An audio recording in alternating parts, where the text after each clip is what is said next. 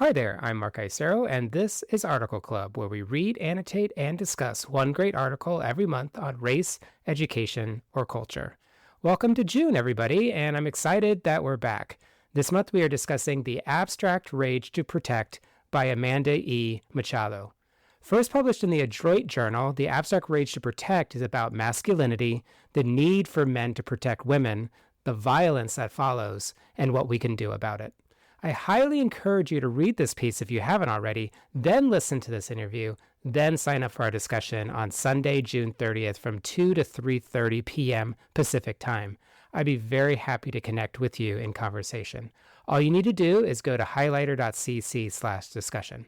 All right, let's get to the interview. A few weeks ago, fellow Article Clubber Sarai and I got a chance to interview Amanda, and it was an honor. They were absolutely wonderful. We discussed a number of topics, including that we all have a desire to be protected, that we're socialized that protection must be physical and therefore may involve violence, and that we have a collective responsibility to find ways to redefine protection. Most of all, I appreciated Amanda's generosity. It was clear that their thinking is expansive and non-judgmental. Listening to Amanda got me to want to be more imaginative in how I support others and how I show up for other people when they seek emotional protection.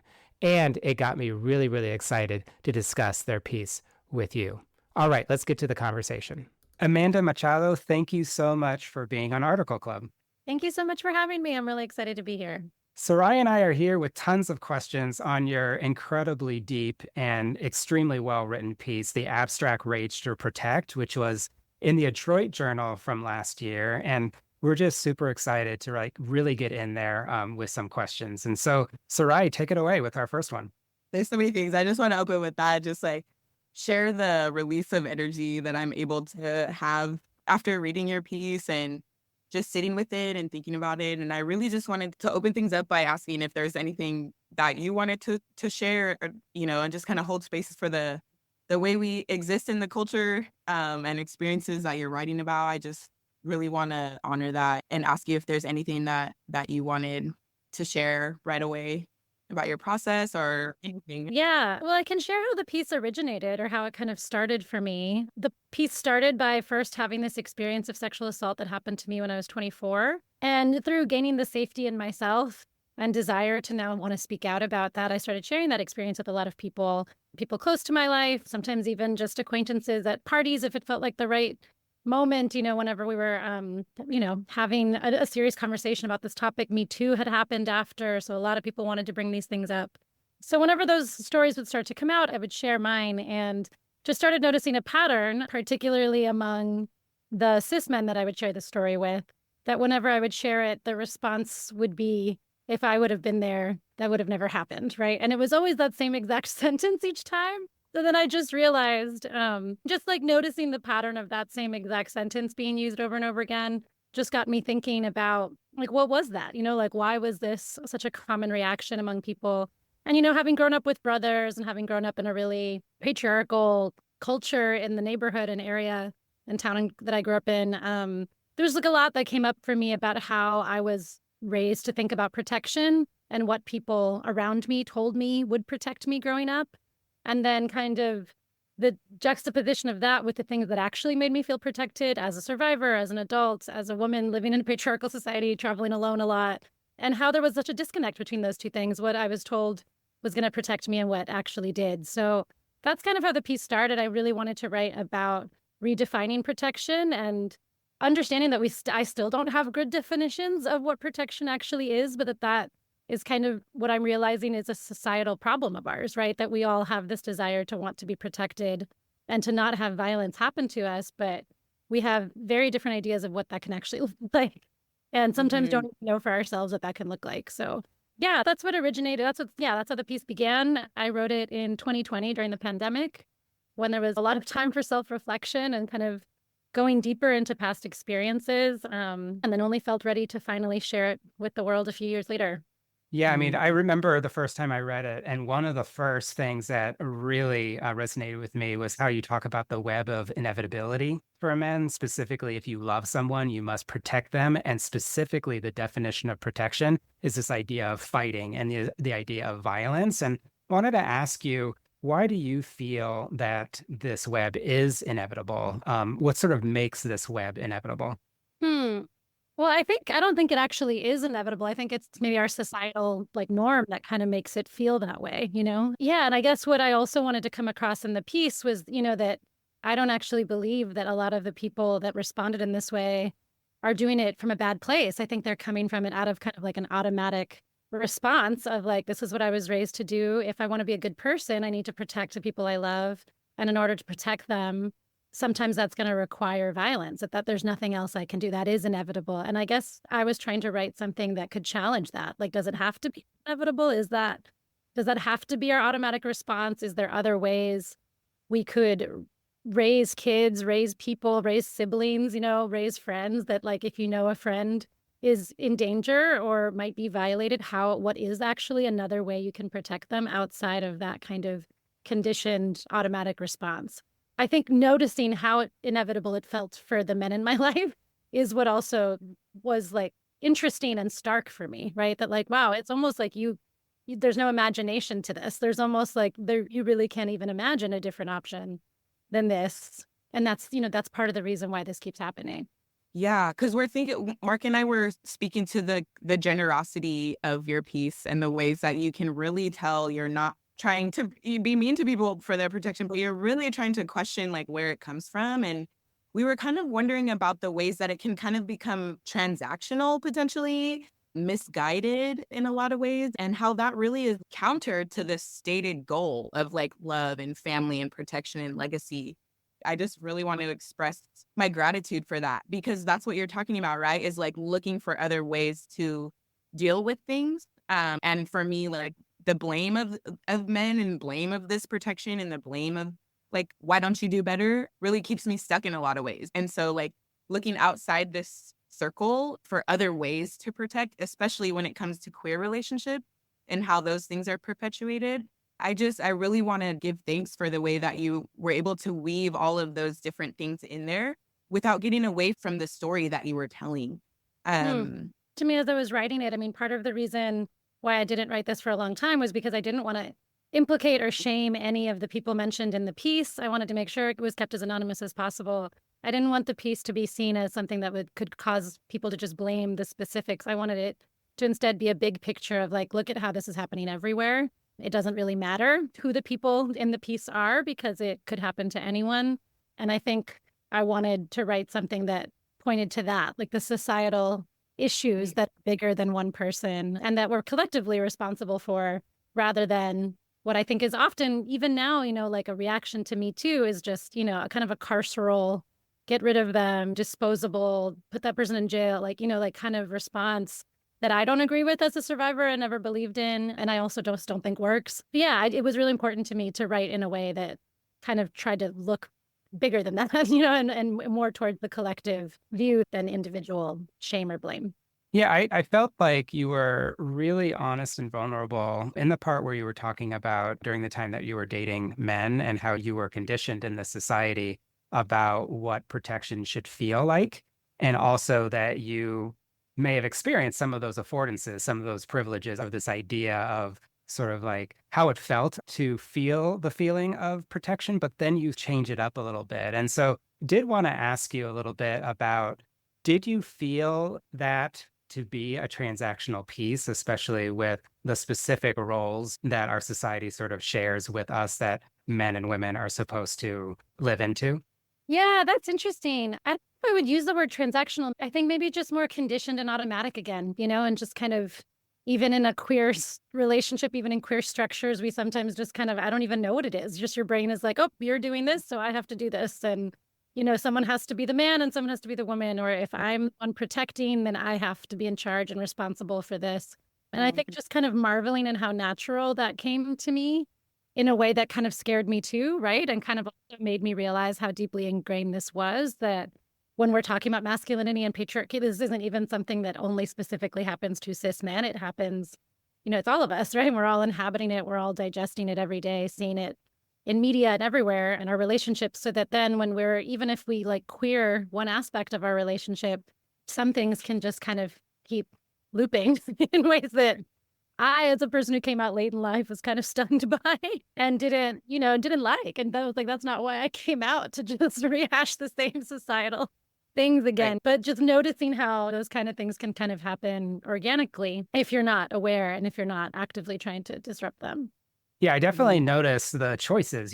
This piece has so many choices in the organization, the structure, and just the juxtaposition between those two major scenes with regard to also when you sort of like went from when you were dating men versus, dating women. And then this idea of the gendered way that, that we internalize the responsibility for protection. It just sort of like created that sort of amount of tension and goodness and really got me thinking, especially when you ask the question, when something might be going down, what will happen when they come for us and who will protect who, which opens up this, the second part of your piece so beautifully. So I wanted to appreciate you for that. Yeah.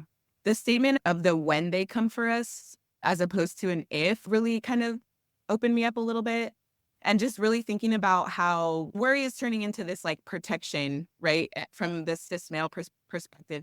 And the worry for folks who are not experiencing that identity, it seems like we're reacting to the ways that they're kind of working out this like fluctuation between protection and violence. And that for me, like it brings up a cognitive dissonance that's really tricky to reconcile, especially when you're speaking in your piece about, you felt that you maybe deserved what was happening to you, or you felt that maybe the way that it went down was always going to go down like that. And I really think about the ways that men are conditioned to think that way, but other folks are conditioned to like deal with that and deal with that like cognitive dissonance that comes with that.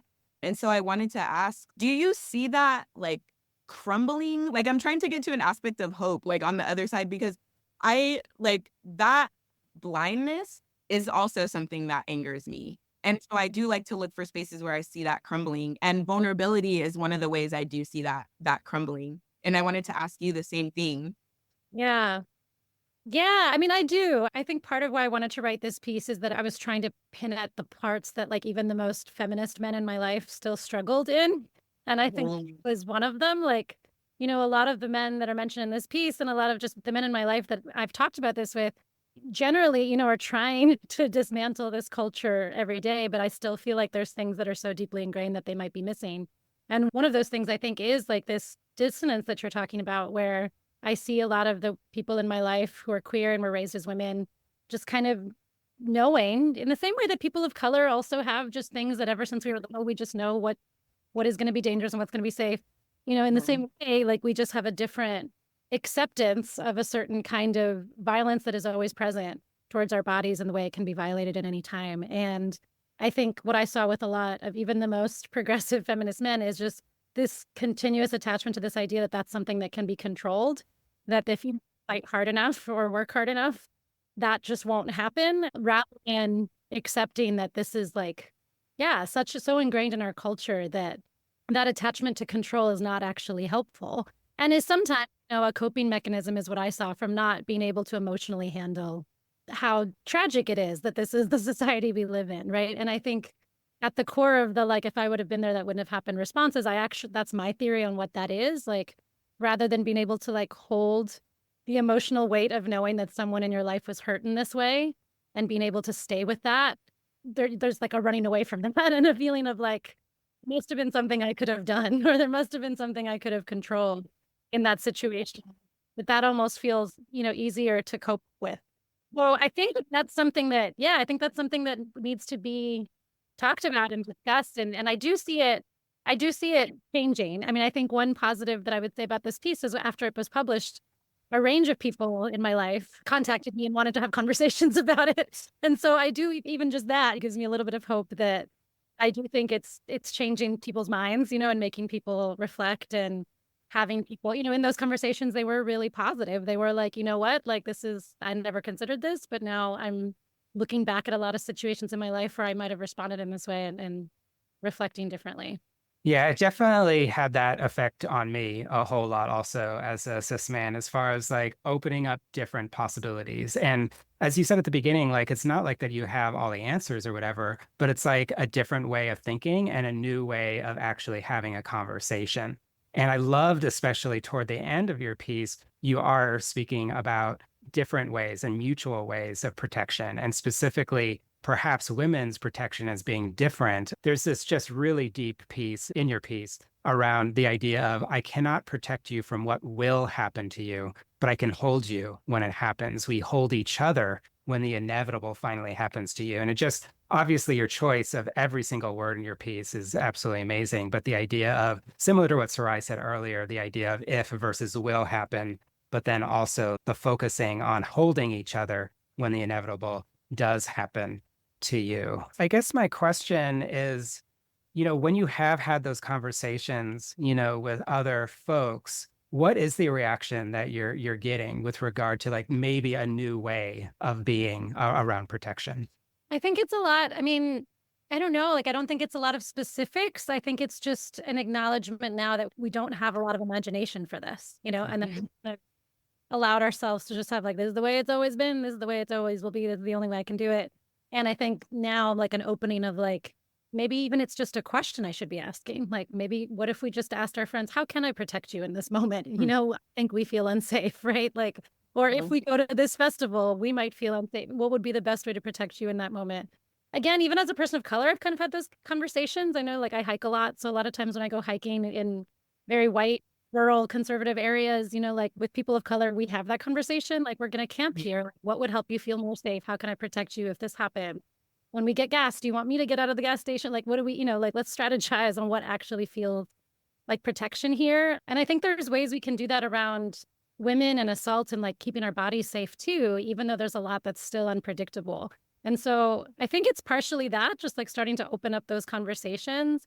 I think, again, what's been really kind of beautiful about these conversations is just also the vulnerability from the people I've talked to about them acknowledging how much of this they still see in themselves, how much they see in their families. I think that does take a lot to admit and to recognize. And I think that is the first step. So I've also been grateful that this has kind of allowed the opening of having those conversations without shame, because I think also like shame doesn't really help. If you're so deeply ashamed of these things that you've absorbed, then there's no way you're actually going to be able to go to the next step to just change them, right? And that's what needs to happen. Yeah.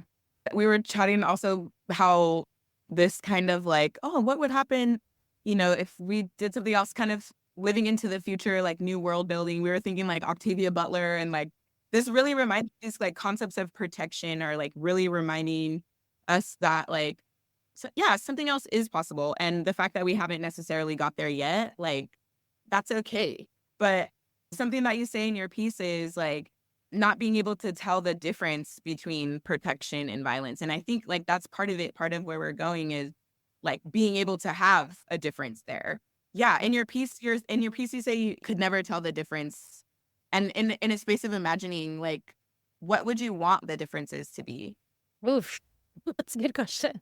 Yeah, because I mean, I want to implicate myself in this as well, right? Like, there was definitely a time, particularly in my early 20s, where I kind of had internalized this also. And if I, dated a guy that was really good at fighting, I took that as like a sign of safety. Like, oh, this is a person who's going to protect me. This is a person that's, yeah, like I win, or this is something that we should be looking for or something, which is not how I think anymore. But yeah, I think there was like this confusion within myself too, of like, if a person can be violent in certain situations, that also can be a sign of protection. And I think in terms of your question of how I would distinguish those two now, I think for sure it would be much more an emphasis on emotionally protecting versus physically protecting, even though I don't exactly know what that looks like. Like, I've just never, I'm very rarely asked what would emotionally protect you in this moment. Yeah, I mean, I don't think we're very practiced at answering that question. Even with the most intimate relationships I've had in my life, like, I don't know if I've asked that to a lot of people either. So I think it is a different level of intimacy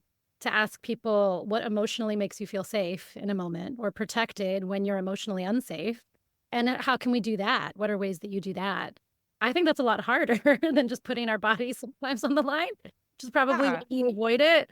So I think that's one thing. I think that just taking the idea of protection out of a physical realm And just, I know when it happens, even though I don't know exactly how to ask for it. Like, I know moments in my life when I'm like, I felt emotionally protected in that moment. There were emotional unsafety happening, but then my friends came in and I felt, like my soul was protected by them. Not my body, but we were just sitting at a dinner party, but like everybody emotionally protected me when that awful thing happened. So I think, yeah, like reframing it to that it doesn't always have to be a physical thing. Yeah. And then maybe I guess I would say making it again individualized, because I also think everyone probably experiences protection in really different ways, and like what protects me in a moment might not be what protects my friend with a totally different life experience or circumstance or upbringing or context, So similar to like what I was writing in this piece, I think there isn't just one way to protect anybody for anything. So I would imagine, if we're just like going to like our go-tos, like, well, this is what I've been told is what's helpful. In any situation, that's probably not always the case. So yeah, I wish I had something more specific than that. No, that was great. Yeah. I mean, yeah, the idea of the imagination, the idea that individualization is just so key. And also, I love how you were talking about reframing. And one of our last questions is really about the ending of your piece. How did you write the end of your piece? How did you get to it? Did you know at the beginning that you were going to talk about Christmas and your niece and nephew and this idea of protecting each other? Just want you to be able to speak a little bit more about how the ending came to you. Yeah, I honestly don't necessarily remember. I think it was kind of intuitive. I know I was like throwing together, this is kind of how I start every piece. I just throw together every anecdote first. I don't even write them out, but just like make a little list of like protection. And I remember there was that Christmas when he said like he's going to protect his little sister. I remembered, these conversations with my ex. I remember these conversations with my brother, with friends. So I just listed them all. And I think it just made sense at the end that I was like, this is what also the most recent, right? That was what has happened most recently. So, it works chronologically, but also felt like the end in the sense that I kind of think I worked backwards from that moment. I think it was in that moment when I was seeing the cycle happen with my niece and nephew that I was like, oh, I really want to talk about this. Like, I don't want to raise my, we have another shot at this now. Like, we're old and like we still can change, but now we have these little kids who are so innocent and such, in some ways empty, like blank slates, like have not always internalized yet or absorbed very much of the world when they're really young. And we have this, miraculous ability now to be able to like kind of shape some things that they can, not all, not everything, but shape something that they absorb and learn from us. And just trying to like, there just felt like a desperation now, like, oh, now there's like a timely reason to write this and talk about this because I want to develop the language for them. I want to be able to tell them what protection is and what it isn't, and what is the difference between protection and violence if they ever ask me. And I want to ask them, how do they want to be protected? These are the things I want to learn how to do as their aunt, So yeah, I think to me, it just kind of felt like the right place to end. That's beautiful. Yeah. Thank you. Thank you so much, Amanda. Sarai, any last words or a question? I just want to say thank you again. And I definitely can see it in the background, Free Palestine all day, Free Sudan and the Congo, everywhere. I just really appreciate talking to you and hearing your perspective and reading your piece. I appreciate your support so much. Thank you so much for your pace and for your generosity. Thank you so much. I want to thank Amanda yet again for your piece and for sharing your thoughts with us. I am very, very grateful. Article Clubbers, I'm also grateful for your readership. I want to close today just by encouraging you to join us in discussion on June 30th and also to thank you for listening. I hope you have a great weekend coming up.